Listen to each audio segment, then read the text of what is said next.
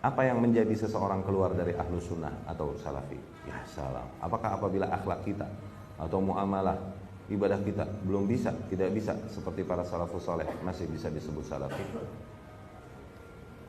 Lah, nggak begitu. Ini panjang pembahasannya. Salaf ini metode, usul. Okay? Seseorang bisa jadi keluar, tidak lagi salafi ketika mengkhilafi metode itu. Tapi seseorang yang berada di atas metode itu bukan berarti kemudian dia tidak punya error sama sekali as a human being, sebagai seorang manusia. Dia seseorang yang misalnya berada di atas metode salaf, tapi misalnya akhlaknya masih rusak atau masih melakukan dosa dan lain-lain, ya gitu deh. Tapi dia masih seorang salaf, dia seorang salaf. Dia seorang ahlus sunnah. Ustaz dia masih mabok ini itu, dia ahlus sunnah. Tidak hal tersebut membuat dia keluar dari ahlus sunnah. Sebaliknya seorang ahli ibadah, yang luar biasa, tapi nggak berada di atas konsep salaf, kalaupun mereka menjauhi maksiat, maka bukan lagi salafi, bukan lagi ahlus sunnah. Kenapa? Mereka berada di atas usul yang bukan usul ahlus sunnah, bertentangan dengan ahlus sunnah di usul. Tuh. Adapun maksiat adalah hal-hal yang sifatnya tidak hilang dari manusia, mau di atas konsep apapun mereka. Ya, bukan di akhlak, bukan nggak di situ. Ya, salaf memiliki contoh dalam akhlak. Tapi apakah seseorang ketika akhlaknya nggak beres kemudian membuat berarti akidah dan manhajnya menyimpang? Lah, ntar dulu, nggak ke situ. Tempatkan setiap hal pada tempatnya masing-masing. Ya, dan nggak ada cerita kita mendahulukan akhlak daripada akidah, manhaj dan tauhid, sebagaimana para kaum sufi. Ya, di mana mereka akhirnya mengeduakan tauhid, mengeduakan akidah dan manhaj, dan mendahulukan akhlak, dan akhlak pun akhlak ala mereka, yaitu apa? Wahabi tukang salah-salahin orang, syirik-syirikin orang tuh. Katanya ahlu sunnah, tapi akhlaknya suka salah-salahin orang. Oh, menurut dia akhlak yang manis adalah membenarkan semua manusia kalaupun dia nyungsep di kuburan. Begitu? Itu sufi.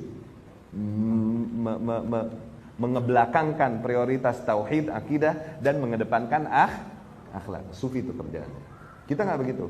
Akhlak penting, iya penting. Tapi gimana pun pada tempatnya, nggak lebih penting daripada tauhid dan akidah. Ya, noraknya seseorang adalah ketika dia menilai keberagaman seseorang hanya dari akhlaknya. Lah, salah. Ketika dia berada di atas konsep yang benar, dia benar. Oke? Pernah kita ceritakan tentang Ibnu Battah yang meriwayatkan tentang para orang-orang yang mencintai Al-Imam Al-Barbahari rahimahullah. Anak-anak muda yang ngefans sama Imam Barbahari, ahlus sunnah, tapi masih suka mabok. Kemudian digunjinglah oleh para ahli ibadah yang merupakan ahli bidah pada masa itu. Menggunjing nih anak-anak muda yang mabok dan berkata, tuh lihat, katanya pengikut Ahmad. Yani ahlus sunnah, pengikut Ahmad bin Hambal. Tapi kok begitu lihat pada mabok. Akhirnya dia yang mabok menghampiri nih orang dan berkata, sesungguhnya pengikut Ahmad itu ada 3 jenis. Habis mabok dia ngomong nih, dia giting. Yang pertama itu para ahli ibadah, nusak zuhad, yang zuhud hidupnya. Golongan kedua adalah para penuntut ilmu yang mereka kemana-mana bawa pena dan kertas.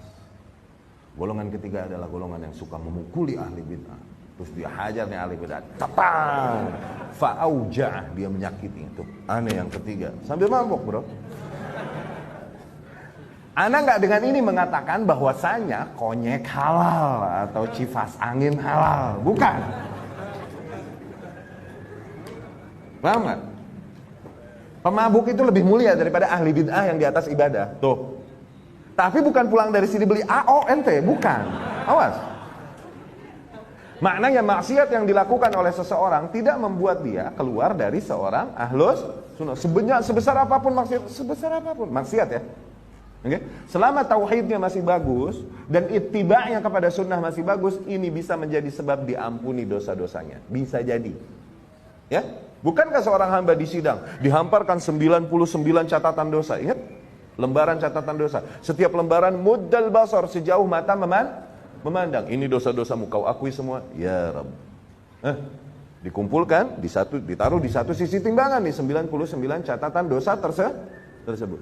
Kemudian bagaimanapun kau punya amalan soleh, amalan solehnya cuma secara kertas, satu kartu, tapi ada la ilaha illallah Muhammad Rasulullah. Yang hamba bilang, ya Rabbi ma ma'na hadza fi hadza. Apalah artinya secara kertas ini dibanding dengan catatan dosa suku yang menggunung? Allah bilang sedikit pun akan dihitung di sini. Tidak ada yang dizalimi. Di saat ditaruh la ilaha illallah Muhammadar Rasulullah di satu sisi timbangan, satunya ternyata lebih berat la ilaha illallah. Apakah la ilaha illallah Muhammadar Rasulullah ini adalah hanya ucapan yang diucapkan lidah? La ilaha illallah yakni di hamba terlepas dari maksiatnya yang menggunung, dia memiliki nilai tauhid yang sangat baik pada dirinya. Dia mengingkari kesyirikan. Muhammad Rasulullah maknanya ni hamba terlepas dari maksiat yang banyak dilakukan, dia memiliki nilai ittiba yang baik kepada Rasulnya sallallahu alaihi wasallam di dalam beragama. Sisanya manusia yang bersyahwat, rekor dosanya 99. Menjadi sebab diampuninya. Bukan pulang dari sini kemudian kalian halalkan dosa, bukan. Kita kan ngajinya ngaji sunnah, jadi halal aja. Itu bahlul. Gak bisa memahami ilmu yang disampaikan itu. Istighfar, tobat terus. Allah gak pernah bosan mengampuni dosa-dosa hambanya sampai itu hamba sendiri yang bosan minta ampun sama Allah ya. Dan akidah dan tauhid yang ada itu insya Allah menjadi sebab syafaat buat kita. Maknanya itu sebab maghfirah, sebab ampunan Allah buat kita. Maknanya itu.